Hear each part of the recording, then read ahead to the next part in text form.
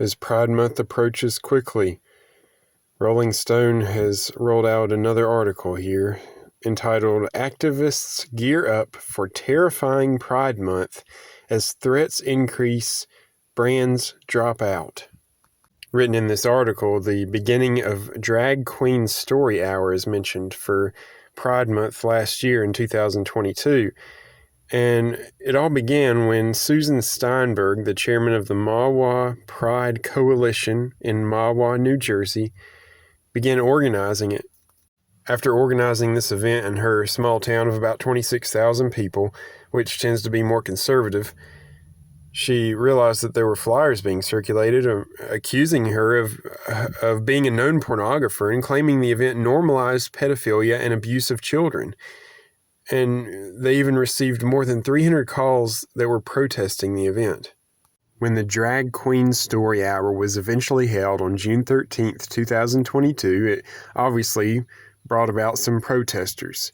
And Steinberg was quoted saying, "They were effectively terrorizing the children. It was terrifying."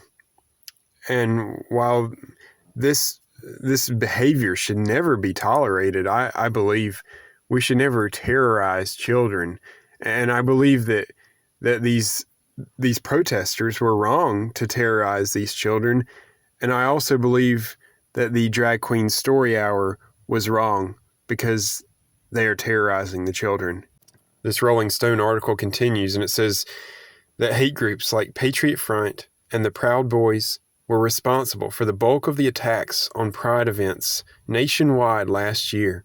The Proud Boys claimed responsibility for a June 12th protest outside a Disney-themed drag brunch in Arlington, Texas, culminating in a member of the group shouting anti-LGBTQ slurs and calling LGBTQ people pedophiles, while Patriot Front led a plot to violently disrupt a Pride festival in Idaho last year, resulting in 31 people being arrested and charged with conspiracy to start a riot. The article continues stating that in June 2022, there were 37 attacks against the LGBTQ community reported nationwide, a more than 900% increase from attacks against the LGBTQ community in the previous month.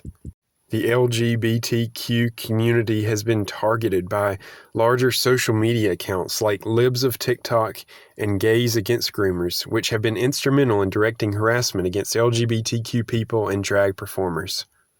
The director of an online terrorist threat tracking group states, "We are preparing for what we fear will be an even more troubling environment during Pride Month 2023. There has been anti-LGBTQ rhetoric been aggressively ramping up in advance of Pride Month on hate forums such as 4chan and r/the Donald. As we continue this unfortunate culture war in America today, we must remember that violence is never the answer to solve these problems. And we must remember the words of Jesus. And although he spoke strictly against homosexuality and spoke only of males and females, we must remember that he taught us to love our neighbors and to be kind to each other.